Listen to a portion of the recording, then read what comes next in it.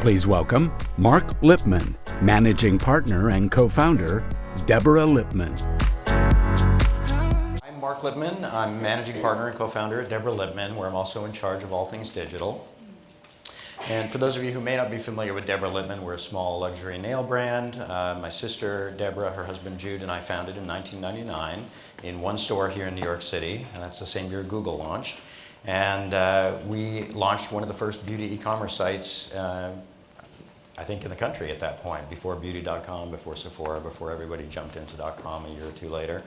And a couple of years ago, I re-platformed the site completely from top to bottom, and like many of you, added a mobile optimized site as we began to see the shift to mobile dominance. So I've been asked to speak today about a few digital initiatives that we launched earlier this year around creating fresh and engaging shoppable content, shortening the path to conversion, and to reduce checkout friction, especially in mobile. So I'll begin with something we probably already know. 55% of web pages get less than 15 seconds of attention. People start abandoning sites after just 2 seconds. So as marketers, we really just have moments to engage and capture people's attention and hopefully drive them further down the path to conversion. So I found this from L2 really interesting. Earlier this year, they surveyed about 80 online retailers and brands and summarized something that may be kind of obvious. The ability to weave together content and commerce may be what separates retail winners from losers, and the brands that prioritize content have a higher conversion rate. And Forrester noted earlier this year that a shopping experience powered by relevant content drives customers to buy more. Again, what may sound pretty obvious, but what may be a little less obvious is that branded content had the greatest lift in purchase intent, followed by expert content, followed by user-generated content, which to me was a little bit of a surprise. So what makes relevant content? We all have beautiful creative on our site, great brand imagery, and then we want to put it in context for the user, whether that's the new fall color collection, or backstage at Fashion Week, or how to choose the right gift for holiday, or how-to videos showing how a customer may benefit by using our products, and then making that content shoppable. So I kind of like this little slide that I spent about 3 minutes creating. I like to sort of compare in-store shopping versus online shopping. In-store, you're standing in front of your favorite Deborah Lippmann nail polish display, and you want to examine a color more closely, you simply pick it up. And if you want to put it in your bag, you do so, and you're still right in front of our display. But with e-commerce, you come to a landing page, maybe with that beautiful branded imagery, and then you might go to the product listing page, where now you just kind of have a boring grid catalog and you've taken all the product out of context. And then you might take them to the product detail page, and some sites might even, Lord forbid, take you to the cart. And then we expect the user to find their way back to that original content with which they were so engaged. And that's sort of a crooked path. So we saw a platform that Neiman Marcus implemented recently called ZMAG's Creator. And they use it on their fashion branded pages where they have these beautiful shoppable lookbooks. And in that beautiful header image, you can tap on any of those parts, any of those products, and you can buy them right then. You can add them to cart right then. You don't have to now go, oh, that's the beautiful lookbook, where do I find those products by scrolling through a catalog? So what I'm going to show you is a little video that we did of our website, I think. So this is a recent iteration of our homepage, where you see now, wherever you see a product, whether it's a bottle, whether it's on the nails of a model at Fashion Week, you can tap that. We can also embed video wherever we want in the site, which is becoming more and more important for our users. Whether it's inspiration video or how-to videos, our customers are spending a lot more time on our site, and a lot of that has to do with video. Our how-to video section also, it's sort of, it's a little bit like it was, except before you'd click on these products and you'd go to the product detail page. And now they're not watching the video anymore. And now they thought, oh, well, I want that first product, but they didn't hear about the rest of the products that are good for the cuticle care regimen. Now they can shop all of those products while the video's playing, add them to bag. All of this has affected our average order value.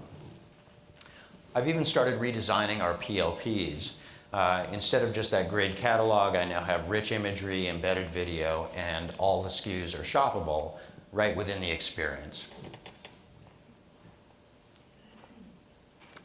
This is a Fashion Week experience that we update every season, where Deborah and her team do a number of fashion shows, where again you can actually click on the model's nails, see what product was used, and add to bag, keeping them in the experience. Our UGC section, same thing. You can scroll through all these great user-generated images, and you can see what products used and add to bag without being taken away from the experience. We keep them in front of the display. At Deborah Lippmann, our creative and our digital marketing team, which is me, is able to create all of these experiences and push them live. I no longer have to create a wireframe, send it to my developer, and have them create how that's actually going to function. Then I do use the CMS to program it, then we put it on staging, and then UAT and a lot of testing. So what I'm going to show you is actually me last Saturday, after finishing Jason Wu's fashion show, updating our site in real time. So that's our live site. Now we're going to go to the ZMags platform, where I've already spent the night before editing the photos from Fashion Week. So here's Deborah and the models backstage. I've edited the video and I've loaded that to YouTube. I can simply drag that onto the platform's page. I've already added some text and SKUs, so you don't have to watch the whole thing. Reposition, resize, whatever I want to do. I'm going to drag in the last SKU here, and it's integrated with our e-commerce backend, so all I do is add the SKU number, and now I'm ready to publish. It almost takes me longer to describe it to you than to actually do it. I can't tell you how much I dreaded updating Fashion Week in our old CMS before using ZMags. I'm going to push live. It takes about 4 minutes to hit our server. I won't make you wait. We go back to the page on our live site. Again, after about 4 minutes and reload, and the experience is here with animation, shoppable content, embedded video. It took me maybe 4 or 5 minutes to actually do each one of the 6 fashion shows we did this year. It's been a huge change in the workload that I have to do when updating our site. And while I started with desktop, it's really all about mobile. We know that, right? And the question is no longer how important is mobile, it's how do we engage our users? How do we offer them a really compelling experience? It functions exactly the same way, and we'll just see a little bit of that. From the home page, you tap the products wherever you see them, you get quick views, add to bag. You can certainly drill down to more detailed pages if you want. We have animation, we have links to all of the elements of the site. The fashion runway, actually, the red carpet, you can swipe left to right, which is usually a functionality reserved for native apps. And now we can bring that to mobile web. All the products available to shop. Our how-to videos work exactly the same way. This is a product listing page for our fall collection with beautiful, rich imagery.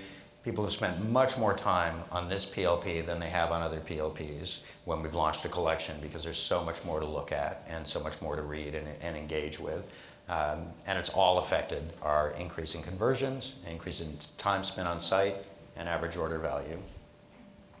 This one I did because I like swiping right. So this is a mobile experience. All right, I know the single people, which tells me our users really are enjoying a new way to browse products and to add to cart.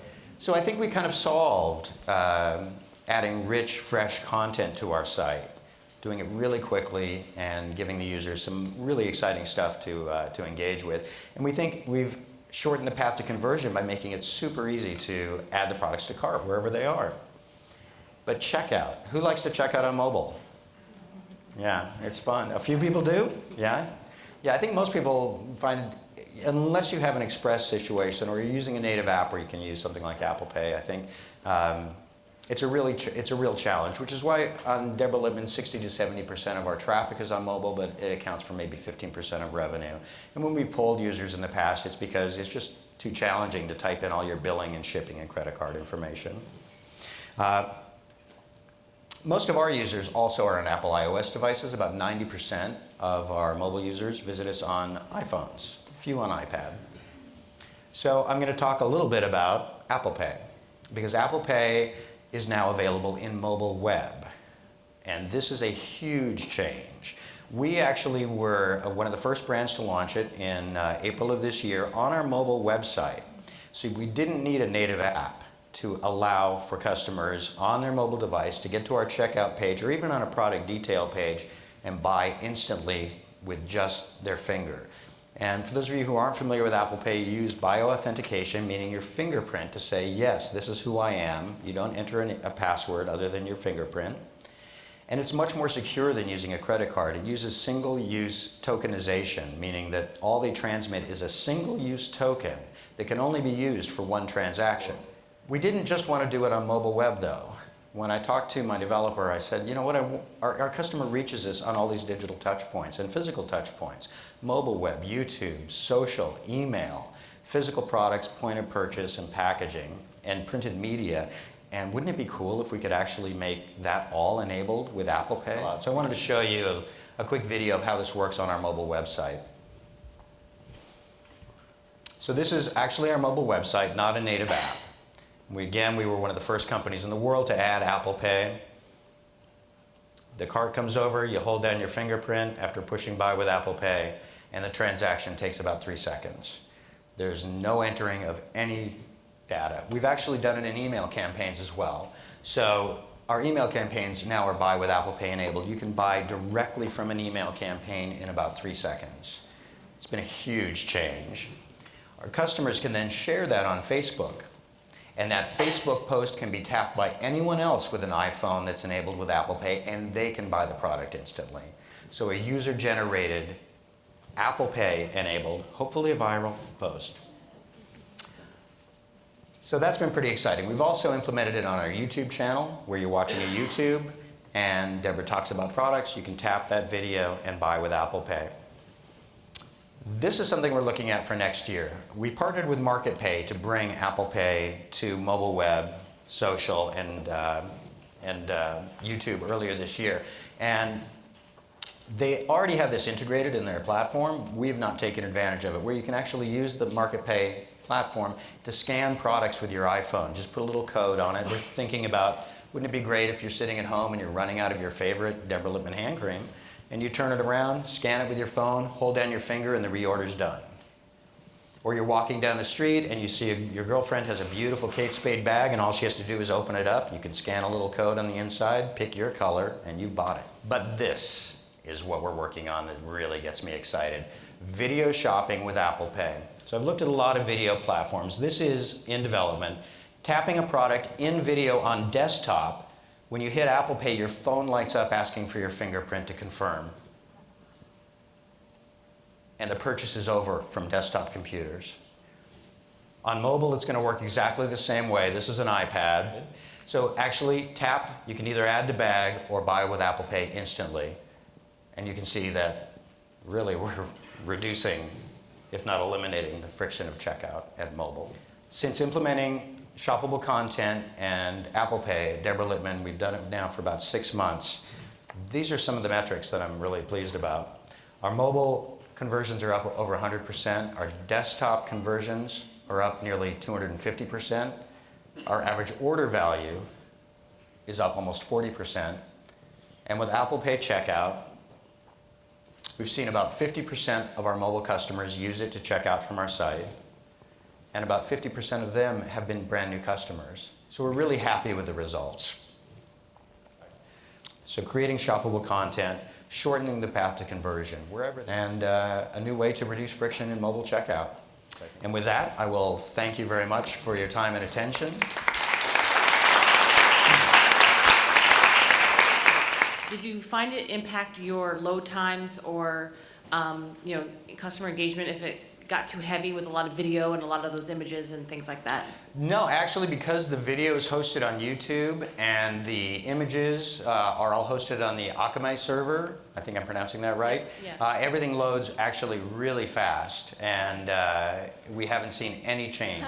Are you anticipating an increase in returns or buyer's remorse, or have you experienced that with the reduction in the friction at checkout? We haven't. In fact, one of the things that I found really interesting in the first 2 weeks after launching it is we had one customer buy 6 times in 2 weeks. And I had to call her and say, how much nail polish do you need? And she said, you know, it was actually so much fun. It was so engaging. It was like, I want it, I bought it, whee, you know. And I mean, it's like the Easter egg, right? It's like, that was so much fun, I want to do it again.